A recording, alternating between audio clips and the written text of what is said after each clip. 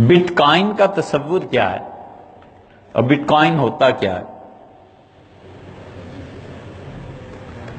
عمومی طور پہ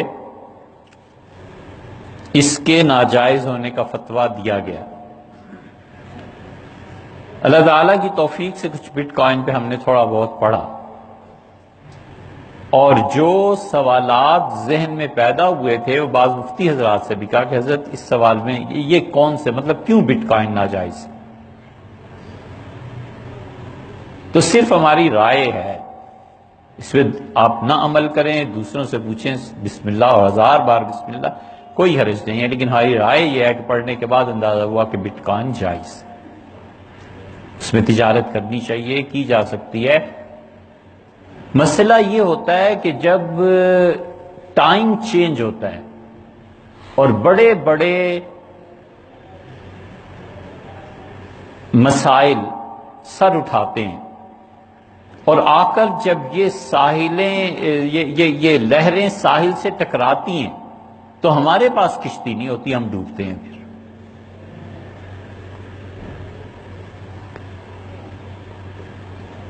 پچھلی 1 صدی کے لیے یورپ نے، امریکہ نے کم سے کم 250 سال محنت کی ہے، اس لیے پچھلی صدی میں بالکل انہوں نے تصورات ہی بدل دی ہیں۔ پچھلی صدی میں انسان تھا، وہ اب وہ انسان ہی نہ رہے، اور خاص طور پہ پھر اس 1985 کے بعد جو تبدیلی آئی ہے اس نے تو صدیوں کے فاصلے منٹوں میں طے کرا دی۔ اب کیا سمجھتے ہیں یہ موبائل اور یہ انٹرنیٹ کوئی معمولی چیز ہے؟ دجال سے پہلے جتنے فتنے دنیا میں اب تک آئے نا، ہماری سوچی سمجھی رائے یہ ہے کہ اس سے بڑی آزمائش ابھی تک نہیں آئی۔ اگر اب دجال آ گیا، کوئی اس سے پوچھے گا تو کہے گا مجھ سے پہلے جو دجل کی انتہا تھی وہ انٹرنیٹ ہی تھی۔ انٹرنیٹ نے جو دنیا میں چینج لایا ہے یہ کوئی معمولی تبدیلی ہے، یہ تو صدیوں میں آتی تھی کہیں۔ انسان تو اتنا محدود تھا کہ جہاں پر سمندر آ گیا بس تہذیب ختم ہو گئی، جہاں پہ بڑا پہاڑ آ گیا، پہاڑ کو عبور کر کے کوئی جائے پیچھے دیکھے تو کیا ہو رہا ہے۔ اسی لیے ترکی اور لندن میں کتنا فرق ہے۔ لندن والے جب آئے تھے ترکی تو انہیں کسی نے بتا دیا کہ اس طرح کوائنز بنتے ہیں، تو انگلینڈ لندن کے جو نواب صاحب تھے انہوں نے سونا بھجوایا مامون الرشید کو اور کہا کہ آپ کا کوائن میں نے دیکھا، مجھے بڑا پسند آیا ہے۔ تو ایک طرف اس کے آپ اپنا باقی رکھیں جو کچھ آپ نے لکھنا ہے، میں نہیں سمجھ پایا، اور دوسری طرف میری تصویر بنا دیں۔ تو بغداد کے ٹکسال سے ایسے سکے جاری ہوئے جس میں ایک طرف لندن کے نواب صاحب کی تصویر تھی اور دوسری طرف لا الہ الا اللہ محمد رسول اللہ لکھا ہوا تھا۔ اس لیے کہ تہذیب نے ترقی کی۔ وہاں سے ایک لڑکا چلا ہے اور اس نے آ کے ابو علی سینا سے پڑھا ہے۔ ابو علی سینا کوئی معمولی آدمی تھا، سب سے پہلا آدمی ابو علی سینا، اور دوسرا آدمی شیخ الاشراق شہاب الدین سہروردی مقتول، اور تیسرا آدمی ملا صدرہ۔ یہ اقبال ہی تھے یار جو ان پہ تنقید کر سکتے تھے۔ علامہ کو اللہ نے اتنا علم دیا تھا، علامہ کی فکری گہری نہیں تھی، مطالعہ بھی بڑا وسیع تھا۔ آپ ان کی 4 جلدوں میں اب کتاب چھپی، ان کے خطوط چھپے، آپ پڑھیں آپ کو پتا چلے گا کہ علامہ اقبال نے کن کن کتابوں کو پڑھا تھا۔ ملا صدرہ کی کتابیں اب کوئی معمولی چیز ہے؟ ملا صدرہ بہت بڑے تھے، 3 آدمی گزرے ہیں، کاش کوئی چوتھا پیدا ہو، کاش کوئی چوتھا پیدا ہو، اس دنیا کے مسائل حل کرے۔ اتنے بڑے یہ 3 آدمی ہیں۔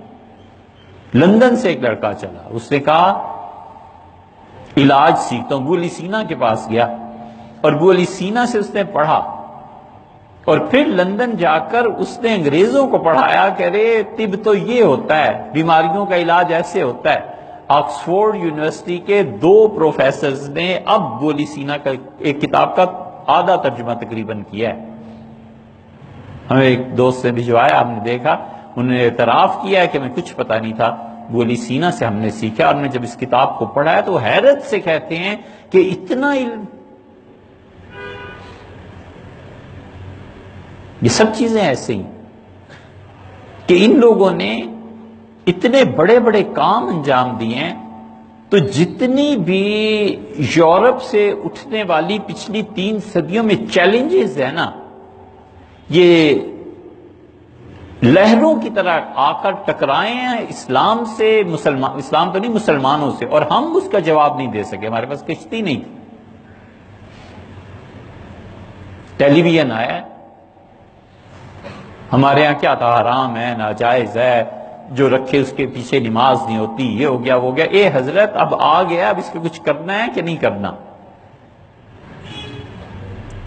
آپ دیتے رہے فتوے حرام ہے اور ناجائز ہے، لیکن اس کا کوئی پازیٹیو یوز اب کیا پازیٹیو یوز ہوا؟ 150 سال کے فتووں نے بالکل کچھ نہیں کیا، راستہ نہیں روک سکے، اور ٹی وی ہر گھر میں آ کے رہا. ہم پہلے اس کا کوئی پازیٹیو حل نکال لیتے تو پھر کیا تھا؟ حرام ہے کہ بالکل یہ موبائل نہیں رکھنا. اچھا صاحب بالکل ٹھیک. ہم یہ بھی تو کہہ سکتے ہیں کہ بیٹے تعلیم کے وقت میں نہیں رکھنا، بالکل غلط ہے، آپ تعلیم کے دور سے گزر رہے ہیں. اب علی الاطلاق جب اسے حرام کہتے ہیں تو جو بیچتا ہے اس کی کمائی کا کیا ہوگا؟ فتوے کی امپلیمنٹیشنز جہاں جہاں ہو رہی ہوتی ہیں نا، مفتی کے لیے فرض ہے کہ اس کو سامنے رکھے کہ میری اس فتوے سے معاشرے میں تبدیلی کیا آئے گی، اچھی یا بری. یورپ سے تھوڑی چیزیں آئیں. فرانس نے پابندی لگا دی کہ دنیا میں کسی عورت کو باندی نہیں بنایا جائے گا. بالکل ٹھیک ہے جناب. اس کا آلٹرنیٹ آپ نے سوچا ہے کہ کیا ہوگا؟ باندیاں نہیں ہوں گی تو یہ جو 16-18 سال سے لے کے 60 سال کی عمر ہے تقریباً، اس سارے عرصے میں باندیاں بھی نہیں ہوں گی، اور بیوی ویسے ہی نفرت کرنے لگے گی یا وہ اس عمل سے گریز کرے گی. تو اس کا نتیجہ آپ نے حل کیا دیا ہے یار؟ حل بتاؤ نا. یہ چیلنجز ہیں جو اس معاشرے نے دیے، اور ان چیلنجز کا مقابلہ نہیں کر سکتے. علامہ اقبال نے ایک شعر میں پورے فلسفے کی بات کیا. انہوں نے کہا طرز کہن پہ اڑنا، آئین نو سے ڈرنا، منزل یہی کٹھن ہے قوموں کی زندگی میں. یہاں پہنچ کے مجتہدانہ بصیرت کی ضرورت پیش آتی ہے. کسی شخص میں 3 چیزیں ہوں: حالات حاضرہ پہ نظر ہو، اور علم بہت بہت گہرا ہو، وسیع تو ہو ہی ہو، گہرا ہو، اور تیسرے اللہ کے ساتھ تعلق و محبت کا. خدا نہ دیکھنے کے باوجود اس پہ اللہ کی محبت غالب رہے. یہ 3 چیزیں کسی انسان میں ہوں، وہ یہ کام کر سکتا ہے. نتیجہ وگرنہ یہ نکلتا ہے کہ جو چیز آئی حرام، جو چیز آئی ناجائز، اور وہ فتویٰ چلتا نہیں اور وہ چیز اپنے قدم جما لیتی. بس آخری بات اس سلسلے میں، یہ جو بٹ کوائن کے آپ کر رہے ہیں، ہم نے جب سے پڑھا تو میں اندازہ ہوا کہ یہ جائز ہے نہیں، اس کی مخالفت ایسے ہونی چاہیے، حل نکالنا چاہیے. اس میں گرچہ بعض سودی مسائل پیش آتے ہیں، لیکن ان سودی مسائل کو اب حل کون کرے؟ وقت ہوتا تو کرتے، وقت نہیں اب رہا. وقت ہوتا کہ 20 سال پہلے یہ مسئلہ ہوتا تو ہم اس پہ ضرور بات کرتے، لیکن اب وقت نہیں رہا. پتہ نہیں کب دنیا سے جائیں. یہ جب نوٹ آیا ہے نا، اس وقت یہ کیفیت آ گئی تھی، کیونکہ مسلمان ہندو سب عادی تھے سونے چاندی کے سکوں کے. قلعہ معلیٰ دہلی میں ٹکسال لگی ہوئی تھی سکوں کی، سکے چلتے تھے ہمیشہ. نوٹ کس نے دیکھا تھا؟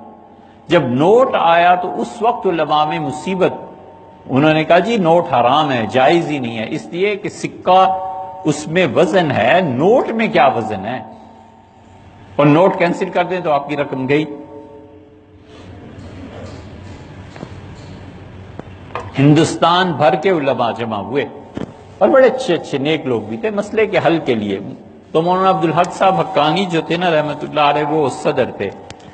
تو دلی میں بڑا لمبا اجلاس ہوا، وہ آگے فجر کے بعد بیٹھے، صدارت شروع. تھوڑی دیر بعد انہوں نے کہا میاں منتظم کو بلا کر کہ ناشتے کا بھی کچھ کیا ہے؟ اس کا حضرت ناشتہ بن رہا ہے. تو جو تقریر کر رہے تھے بہت ہی گرم مزاج کے تھے، انہوں نے کہا افسوس ہے آپ جیسا علامہ اور صدارت کرے اور پھر آپ پوچھتے ہیں ناشتے کا کیا ہوا ہے، آپ کو پتہ نہیں ہم قومی مسائل پہ بحث کریں۔ ان کا مول صاحب غلطی ہوگی، ہم سے ناراض ہیں، جاری رکھیں۔ پھر تھوڑی دیر بعد انہوں نے کسی اور کو بلایا، مول صاحب بھی بدل گئے تھے تقریباً، پھر انہوں نے کہا ناشتہ۔ اب یہ دوسرے یعنی اگر بازار کی زبان استعمال کریں تو تپ گئے، بہت کھری سنائی، مولانا چپ رہے، پھر تیسرا، پھر چوتھا۔ تو جب ناشتے سے فارغ ہو کے آئے تو مولانا نے ایک بات کی، ان کا میاں سارا دن بحث کرتے رہیں گے اور جس بھی فتوے پہ پہنچیں گے، مگر میں تمہیں بتاؤں نوٹ چل کے رہے گا۔ یہ بٹ کوائن جو ہے نا، اگر دنیا کی اقتصادی ترقی میں چین اپنے قرضوں میں آزاد ہو گیا اور ترکی کو اپنے وسائل استعمال کرنے کا موقع مل گیا تو بٹ کوائن چل کے رہے گا۔